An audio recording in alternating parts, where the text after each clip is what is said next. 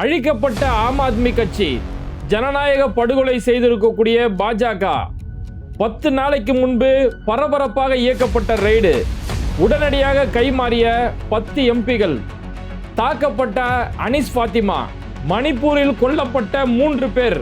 என்னதான் நடக்கிறது? இஸ்லாமிய வெறுப்பு பரப்பிய சாமியார், சிறுமிகளை சீரழித்த கொடூரம், வரிசையாக கைது செய்யப்படும் சங்கிகள். இது மாதிரி இந்திய அளவில் நடக்கக்கூடிய பல பரபரப்பான அரசியல் செய்திகளை பற்றி தான் இந்த நிகழ்ச்சியில் பார்க்க போகிறோம்.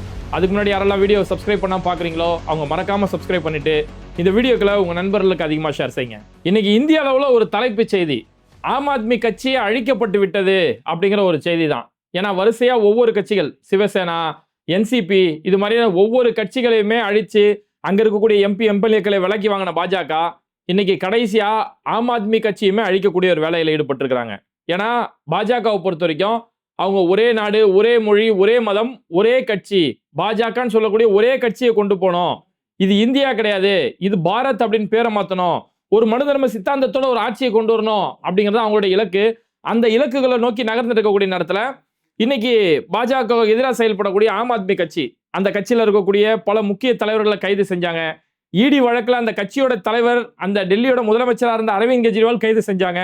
இறுதியா அந்த வழக்குல அரவிந்த் கெஜ்ரிவால் மேல எந்த ஒரு நிரூபிக்கக்கூடிய எந்த ஒரு ஆதாரமும் இல்ல அப்படின்னு அரவிந்த் கெஜ்ரிவால் விடுதலை செய்யப்பட்ட நேரத்துல இப்ப பாஜகவுக்கு அடுத்த கட்ட வேலை, அதாவது ஒரு கட்சியை முடக்கிறதுக்கான வேலையை பார்ப்பாங்க. கைது செஞ்சு ரைடு நடத்தி முடக்கக்கூடிய வேலை செய்வாங்க.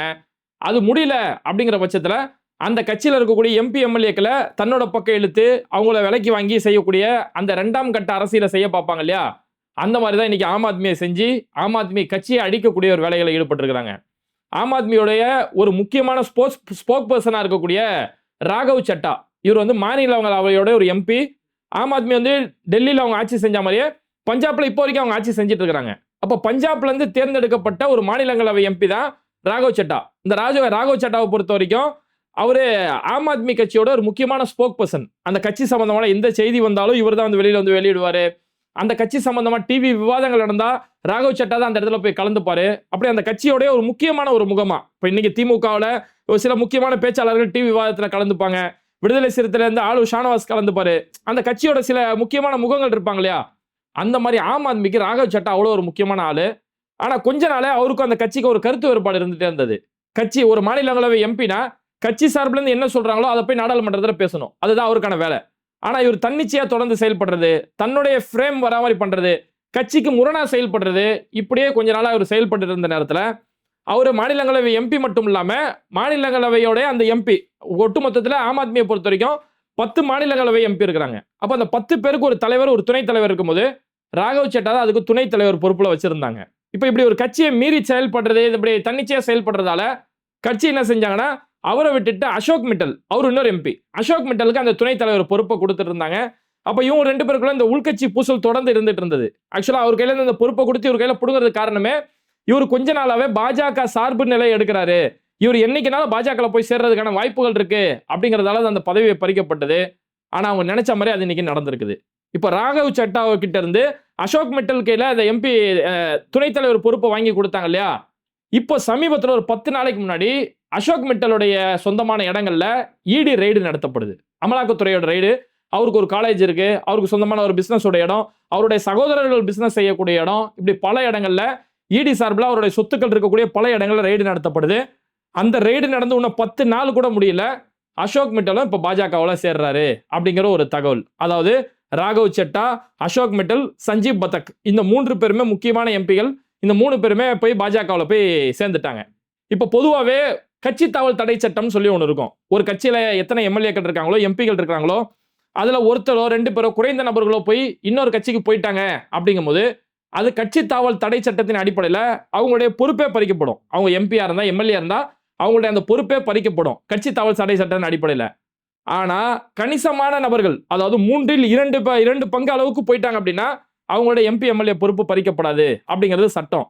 அதனால பாஜக ஆரம்பத்திலே ராகவ் சட்டாவை தன் பக்கம் இழுத்துட்டாங்க. அவங்க ஒரு காரணத்துக்காக வெயிட் பண்ணியிருந்தாங்க, இன்னும் பல பேரை சேர்த்துட்டோம்னா இவங்களோட எம்பி பதவி பறிக்காம அவங்கள நம்மளோட எம்பிகளா மாத்திரலாம் அப்படிங்கிறதுக்காக, அடுத்தவங்க பிள்ளைக்கு பேர் வைக்கிறதுக்கு அந்த மாதிரி வேலைகளுக்காக வெயிட் பண்ணிட்டு இருந்தாங்க. அப்போ அவங்களுக்கு 3 எம்பிகள் கிடைச்சிருச்சு. ஆனா 3 எம்பி பத்தாது, மொத்தம் 10 எம்பிகள் இல்லையா? 10ல குறைஞ்சது ஒரு 6 பேராச்சும் இருந்தா தான் அவங்களுக்கு சாத்தியப்படுங்கிறதால அதுக்கு வெயிட் பண்ணிட்டு இருந்த நேரத்தில் இப்போ அதோட கடைசி கட்டமா ஹர்பஜன் சிங்குமே அங்கே போயிட்டாரு. ஹர்பஜன் சிங் முன்னாள் கிரிக்கெட் பிளேயர் இருக்கார் இல்லையா, ஹர்பஜன் சிங், அவருமே ஒரு எம்பியை தேர்ந்தெடுத்து ஆம் ஆத்மி அனுப்பி வச்சாங்க. ஹர்பஜன் சிங், சுவாதி மால்லாம் அவ்வளோ பெண்ணிய புரட்சி பேசுறேன் அப்படி இப்படின்னு அவங்க ஃபயர் விட்டுட்டு இருந்தாங்க. ஆனால் கடைசியாக நடந்த டெல்லி சட்டமன்ற தேர்தலையே அவங்க சில இடங்களில் கால வரக்கூடிய செய்திகள் பார்த்தோம். கட்சிக்கு கெட்ட பெயரை ஏற்படுத்துற மாதிரி, கட்சியில் பெண்களுக்கு பாதுகாப்பு இல்லைங்கிற மாதிரி வாண்டடா இவங்களாவே போய் புகார் கொடுக்கக்கூடிய அளவுக்கு அந்த கட்சிக்கு கெட்ட பெயர் ஏற்படுத்தினாங்க. அதனால தான் டெல்லி சட்டமன்ற தேர்தலில் ஆம் ஆத்மிக்கு அது ஒரு பின்விளைவாகவும் ஏற்பட்டுச்சு. அப்போ அவங்கள்ட்ட கேட்கப்பட்டுச்சு, நீங்க பாஜக போய் சேர்ந்துருவீங்களோ, இப்படியெல்லாம் சம்மந்தமே இல்லாமல் செயல்படுறீங்களே அப்படின்னு கேட்டதுக்கு, நான் செத்தாலும் சாவேனே தவிர பாஜகலாம் போய் சேர மாட்டேன் அப்படின்றாரு. அதாவது இங்க நம்ம டிடிவி தினகரன் சொல்லுவார்ல, எடப்பாடி கூட போய் நான் ஒன்னா சேர்றதுக்கு நான் தூக்கிலே தொங்கிட்டு போயிடலாம் அப்படிங்கிறதுல அதே டைலாக் தான் அந்த அம்மா விட்டுச்சு. அப்போ கிரிக்கெட் பிளேயர் ஹர்பஜன் சிங், இந்த சுவாதி மால், அதுக்கப்புறம் விக்ரம் சன்ஹி, ராஜேந்திர குப்தா, இது மாதிரி இந்த ஒரு 4 பேர், ஆல்ரெடி ராகவ் சட்டாக்கூர் ஒரு 3 பேர், ஒட்டு மொத்தத்தில் இன்னைக்கு ஆம் ஆத்மியோட 7 மாநிலங்களவை எம்பி பாஜகவில் போய் சேர்ந்துட்டாங்க.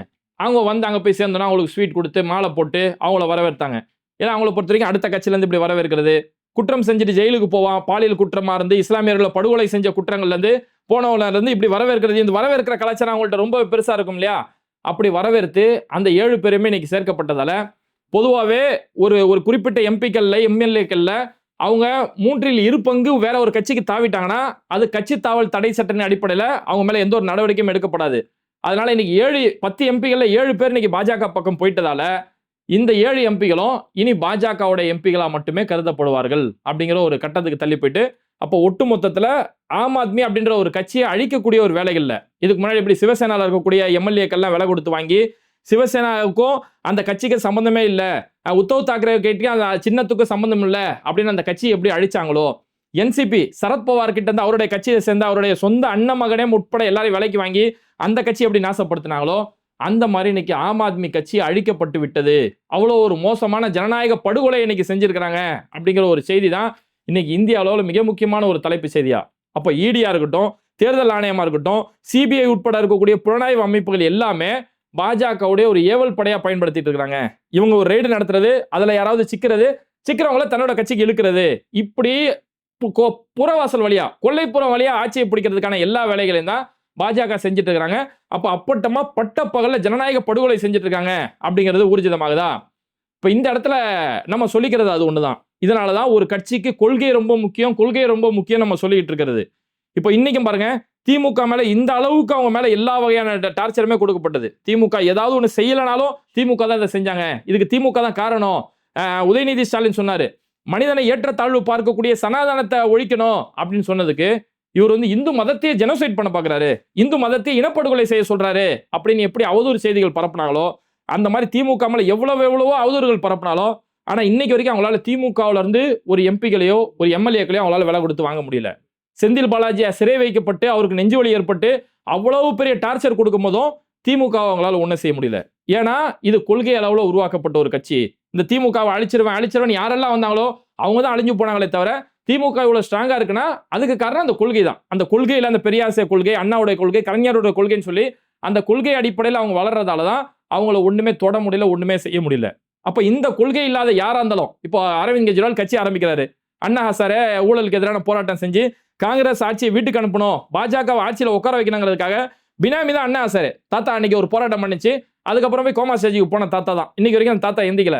அதோட ஒரு வெளிப்பாடா அண்ணா ஹசாரே நான் ஒரு மாற்றம் செய்யறேன் அப்படின்னு மாற்றம் செய்யறேன்னு சொல்லி வந்தாரு. இந்த மாற்றம் செய்ய வரவங்களாம் இப்படிதான் வருவாங்க. ஆனா மாற்றம்னு வரவங்க அவங்க கையில எந்த ஒரு கொள்கையோ கோட்பாடோ இருக்காது. நான் ஊழலுக்கு எதிராக வருவேன்னுவாங்க. அவங்க மேலே பிற்காலங்களில் ஊழல் படிகள் ஏற்படக்கூடிய அளவுக்கு நிலைமைகள் தள்ளப்படும். அப்போ அவங்களோட எம்எல்ஏக்கள் விலைக்கு வாங்கும் போதோ இது மாதிரி அவங்க ஒரு அடக்குமுறைக்கு ஆளாகும் போதோ அவங்களால அங்கே ஸ்ட்ராங்கா நிற்க முடியாது. அதுதான் கொள்கைகளுக்கும் புரட்சியான வசனங்களுக்கும் இருக்கக்கூடிய மிகப்பெரிய வேறுபாடு. அதனாலதான் இன்னைக்கு திமுக அவங்களால ஒன்றும் செய்ய முடியல.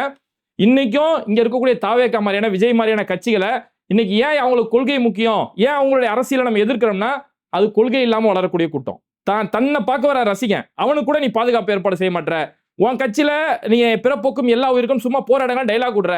ஆனா உன் கட்சியில இருக்கிற பூரா RSS சேர்ந்தவங்களை உள்ள எடுத்து போடுற, கஞ்சா கேசு வித்தனை உள்ள எடுத்து போடுற, பாலியல் குற்றங்கள் இருக்கவனை தூக்கி உள்ள போடுறேன்னா இப்ப நான் என்ன கேட்கிறேன், நாளைக்கே ஒரு தொங்கு சட்டசபை அமைதுன்னு வைங்களேன். ஒரு தொங்கு சட்டம் யாருக்குமே மெஜாரிட்டி கிடைக்காம தமிழ்நாட்டில் ஒரு தொங்கு சட்டசபை அமைது.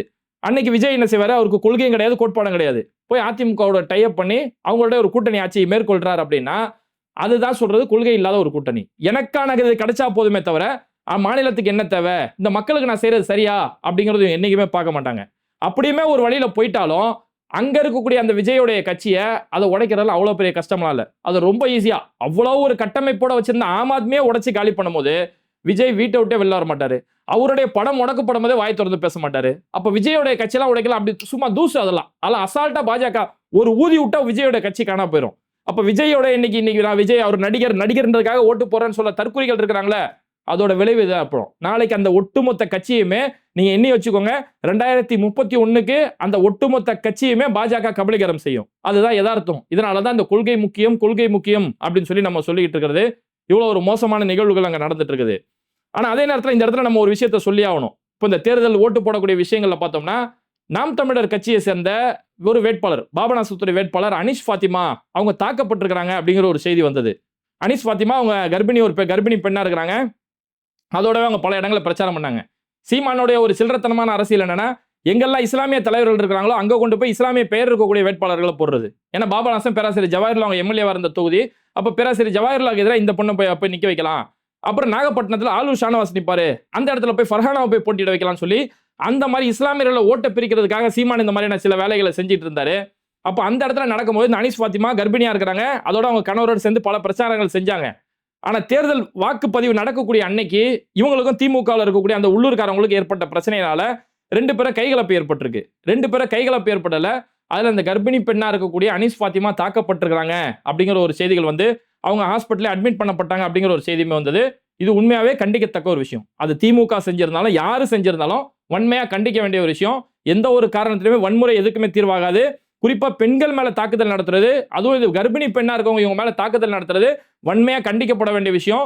அந்த இடத்துல அந்த வன்முறை காரியங்களை ஈடுபட்டது யாரா இருந்தாலும், எந்த கட்சி திமுகவே இருந்தாலும் அவங்களை உடனடியாக நடவடிக்கை எடுத்து கைது செய்யணும் அப்படிங்கிறத நம்ம பேட்டை டிவி சார்பில் நம்மளுடைய கருத்துக்கள் இந்த இடத்துல பதிவு செஞ்சுக்கிறோம்.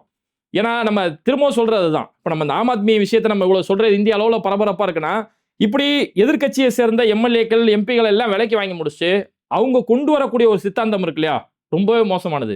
மக்களை நிம்மதியாக வாழ விட முடியாது. இப்போ இன்னைக்கு மணிப்பூர்ல இன்னைக்கு நடந்திருக்க ஒரு சம்பவம் தெரியுமா? 3 பேர் நேற்று மாலை சுட்டுக் கொல்லப்பட்டிருக்கிறாங்க. என்ன காரணம்? 3 பேர் அவங்க வந்து போராடினாங்க அப்படிங்கிறதுக்காக. அங்க அவ்வளோ பெரிய ஒரு இனப்படுகொலை, அங்க இனத்திற்கு எதிரான அவ்வளோ பெரிய கலவரங்கள் நடந்துட்டு இருக்கக்கூடிய நேரத்தில் 3 பேர் அநியாயமா சுட்டுக் கொல்லப்பட்டிருக்காங்க. ஒரு காக்கா குருவியை சுடுற மாதிரி, நாய் நிறைய சுட்டுக் கொள்ற மாதிரி அவ்வளோ பெரிய ஒரு அராஜகம் நடந்து மணிப்பூர் இன்னைக்கு வரைக்கும் நிம்மதி இல்லாத ஒரு சூழல் ஏற்படுத்திட்டு இருக்கு.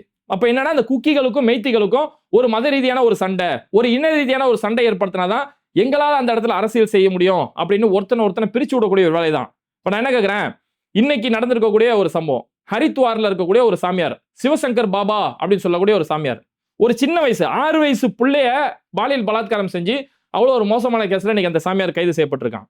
இப்ப இத்தனை நாளா இந்துக்களுக்கு பாதுகாப்பு இல்லை, லவ் ஜிஹாது செஞ்சுட்டாங்க அப்படின்னு சொன்ன எவனுமே இந்த இடத்துல வாயை திறக்க மாட்டான். அங்க டிசிஎஸ்ல நாசிக்ல ஒரு பிரச்சனை நடக்குது. சில பொறுக்கி நாய்ங்க அங்க இருக்கக்கூடிய பெண்களை தப்பா யூஸ் பண்ணிட்டாங்க. அப்ப அவனை கைது பண்ணி அவனுக்கு தண்டனை கொடுக்கணும். ஆனா அதை விட்டுட்டு கைது செய்யப்பட்ட குற்றவாளி இஸ்லாமியர் என்ற காரணத்துக்காக இது லவ் ஜிஹாது, இது கார்பரேட் ஜிஹாது அப்படின்னு சொல்லி அதுக்கு பல காரணங்கள், பல பேர்களை உருவாக்குனாங்க தெரியுமா? அவ்வளோ ஒரு ஒரு வன்மமான அரசியல் இங்க தொடர்ந்து நடத்தப்பட்டு இருக்கு. ஆனா அந்த பெண்களுக்கு கேட்கப்பட்ட நீதி, இன்னைக்கு இங்க சாமியார் கைது செய்யப்பட்டாரு. ஒரு 6 வயசு இந்து பிள்ளை தான், அதுவும் இந்து பிள்ளை தான். 6 வயசு பிள்ளை இப்படி சீரழிச்சிருக்காங்களே, அதுக்கு எதிராக எவனும் நியாயம் கேட்டு போல. இது எல்லாத்துக்கும் மேல உத்தரப்பிரதேசல சுவாமி அவிமுஷ் தேக்வரானந்த் அப்படின்னு சொல்லக்கூடிய ஒரு சாமியார், இவரும் பெண்கள் கிட்ட பாலியல் பலாத்காரம் செஞ்சிருக்கிறாரு, குறிப்பா சிறுமிகள் விஷயத்துல தப்பா நடந்திருக்கிறாரு அப்படின்னு சொல்லி இன்னைக்கு அவர் மேல எஃப்ஐஆர் பதிவு செய்யறதுக்கு நீதிமன்றம் இன்னைக்கு ஆர்டர் கொடுத்திருக்காங்க. அவர் மேல எஃப்ஐஆர் பதிவு செய்யணும் அப்படின்னு ஆர்டர் கொடுத்திருக்காங்க.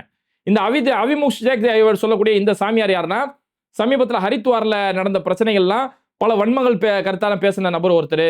அப்புறம் இந்திய பிரிவினை ஏற்பட்டது, இந்தியா பாகிஸ்தான் பிரிவினை ஏற்படும் போது இது மத ரீதியான பிரிவினை ஏற்படுத்தப்பட்டிருக்கு, அதனால இங்க யாரெல்லாம் இஸ்லாமியர்கள் இருக்கீங்களோ நீங்களாம் பாகிஸ்தான் போயிருங்க அப்படின்னு அவ்வளவு வன்மத்தோட ஒரு பேசின நபர். இந்தியா இந்துக்களுக்கு மட்டுமே அப்படின்னு சொல்லி இவ்வளவு வன்மத்தோட பேசி, இவங்களுடைய வன்மங்களுக்கு பின்னாடி இவங்களுடைய சுயலாபம் மட்டுமே இருக்கும். அவங்க கட்சி வளரணும், அவங்க கட்சியை சேர்ந்தவர்கள் மட்டுமே எல்லாமே கிடைக்கணும், அவங்களுக்கு சொந்தமான அவங்களுக்கு தேவையான கார்பரேட் முதலாளிகளுக்கு மட்டும் எல்லா சலுகைகளுமே கிடைக்கணும் அப்படின்னு சொல்லி இவங்களுடைய சுயலாபத்துக்காக தான் இன்னைக்கு பொதுமக்கள் நாசமாக்கப்படுறாங்க அப்படிங்கிறது யதார்த்தம். அதனால இப்படி தொடர்ந்து ஜனநாயக படுகொலை செஞ்சு அடுத்த கட்சி எம்எல்ஏக்களை விலைக்கு வாங்கி இப்படி ஒட்டுமொத்த அராஜகம் செய்யறதுக்கு பின்னாடி அவங்களுடைய இந்த இஸ்லாமியர்களுக்கு எதிரான நிலைப்பாடு, கிறிஸ்தவர்களுக்கு எதிரான தாக்குதல்கள் இதெல்லாம் நடத்தி ஒட்டுமொத்தமா இந்த நாட்டை நாங்க ஒரே ஒற்றை கலாச்சாரத்தை நோக்கி கொண்டு போறோன்ற பேர்ல இந்த நாட்டை ஒரு சீரழிவு பாதைக்கு கூப்பிட்டு போயிட்டு இருக்காங்க. அதனால இதுக்கு எதிராக ஒட்டுமொத்த ஜனநாயகத்தை விரும்பக்கூடிய மக்களும் இதுக்கு எதிராக குரல் கொடுத்து அந்த உண்மையின் பக்கம் நிற்க வேண்டியதுதான் இன்னைக்கு காலத்தோட கட்டாயம். இது மாதிரி வீடியோக்களை தொடர்ந்து பார்க்கறதுக்கு மறக்காம பேட்டை டிவியை சப்ஸ்கிரைப் பண்ணிட்டு இந்த வீடியோக்களை உங்க நண்பர்களுக்கு அதிகமா ஷேர் செய்யுங்க. இணைந்திருப்போம். இனிமையான இல்லறத்திற்கு இதோ வந்து விட்டது தீர்வு. நீண்ட நேர இல்லறம், குழந்தையின்மை பிரச்சனைக்கு சஃபேத் முஸ்லி, அஸ்வகந்தா, சிலாஜித் போன்ற 20க்கும் மேற்பட்ட மூலிகைகள் கலந்து உருவாக்கப்பட்ட தரமான ப்ராடக்ட். ISO, GMP, FSSAI போன்ற இந்திய மற்றும் சர்வதேச அங்கீகாரம் பெற்ற ஹலாலான இயற்கை வேகரா. உங்கள் இரவும் இல்லறமும் நல்லறமாக மாற உடனே ஸ்கிரீன்ல இருக்க நம்பருக்கு தொடர்பு கொள்ளுங்க.